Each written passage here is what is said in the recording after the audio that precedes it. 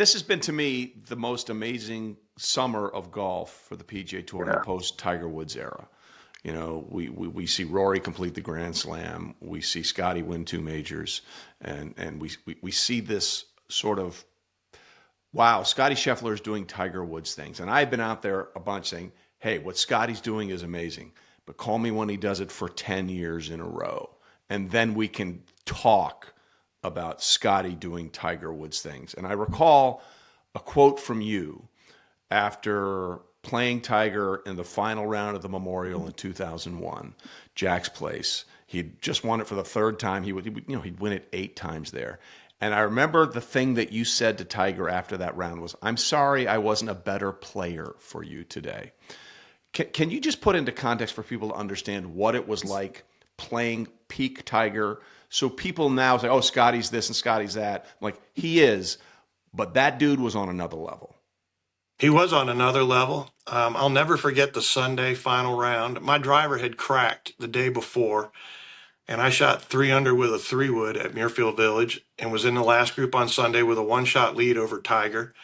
And I had a backup driver in my bag, but I was going to hit 3-wood most of the day. Part of my shtick when I'm in the last group, especially if I'm leading the tournament, is to be the last guy on the tee. And the way the putting green is shaped at Muirfield Village, there's 2 levels and there's a hedge kind of in between and bushes and what have you. And I'm over there putting and I look around and Tiger's gone. And I'm like, oh, it's time to go to the first tee, last group. And I walk down the hill and I get my scorecard. The tent's halfway down the hill. And when I come on the tee, everyone's going crazy. Azinger, blah, blah, blah. And I'm looking for Tiger to shake his hand and he's not there. And he's played me. Tiger has the same shtick. Yeah, So he went to the bathroom. yeah. So now I look up and now he's up on the hill. And I'm down here like a dog. And I'm like, dadgummit. I looked at my caddy. I said, I can't believe it. And I was looking up there, and then he's got that red shirt on and black pants. And I looked at my caddy again, and I said, I got to say that the black pants and that shirt, the color blood's working on me right now. And we got a good laugh, and I was very relaxed. Yeah. And off we went. And he shot the easiest 65 I've ever seen. That's the day when he hit the 3-iron or 2-iron on number 5 that went Number so 5. high. I said afterwards, I hurt my neck looking at it because it was so high. And I had thinned a 3-wood that hit the bank and rolled in the water, and I made bogey. I was 2 ahead of him at the time, and he made eagle, and now I was one behind. And we went to 6, and it was just like falling off a log for him. He shot the easiest 65 ever, and on 17, I walked up to him. I hadn't said a word to him all day, and he was 6 or 8 ahead, and I just said, hey, congratulations. I said, I'm sorry I couldn't have given you a little more trouble today.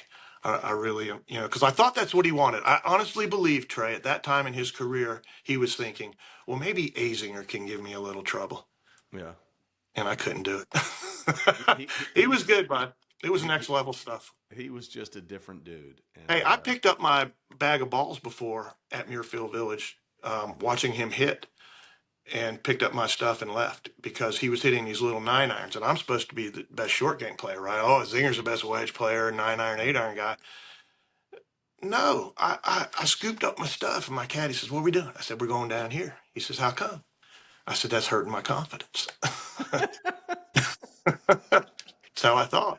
that's the second greatest Tiger range story I've ever heard. The other one was Chambly when he was trying to get ready for the 2000 U.S. Open, and he's like, he was really grinding, and he brought his buddy, and his buddy tapped him on the shoulder, said, if you don't turn around and look at what's happened to you on your left, you're missing the greatest stripe show I've ever seen in my life. And he's like, yep, I'm not winning this week. So you're not alone. Just so you know, you're not the only person to have that happen to you on the range with Tiger Woods. I've seen him up close. Tiger and I went out first match in 2002, and I got to hit the first shot of the Ryder Cup. And, I've been around Tiger a lot. He's a different cat, bud. There was nothing like it. The first time I saw Hal Sutton in the early 80s, I saw this aura around him. I saw it around Jack when I first met him, and I saw it around Tiger. And but those are the only 3 guys I can ever say there was like this something different, like when you see them. Yeah. Real impactful to me. And Tiger was a great guy. Um, is a great guy to this day. He had his issues off the course, like we all do. Right. And but what a champion on the course, and now his legacy is continuing. Who knows what his future is in the game? Do you think he'll ever be a Ryder Cup captain?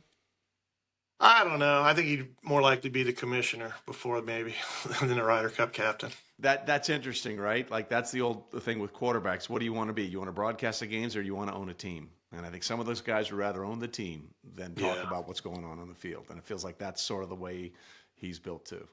Tiger's bigger than Ryder Cup captain. See, I said a couple years back he should be the permanent captain, all time captain, because who better?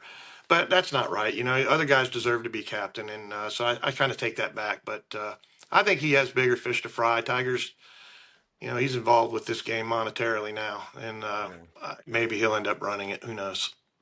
Well, it wouldn't surprise me in the least. He's smart enough. I think he's smart enough. There's no question. He would know how to get it done, and you have to have people's ear, and he has everybody's attention, and that's the biggest thing he can bring to any boardroom or Yeah. conference room that he walks into.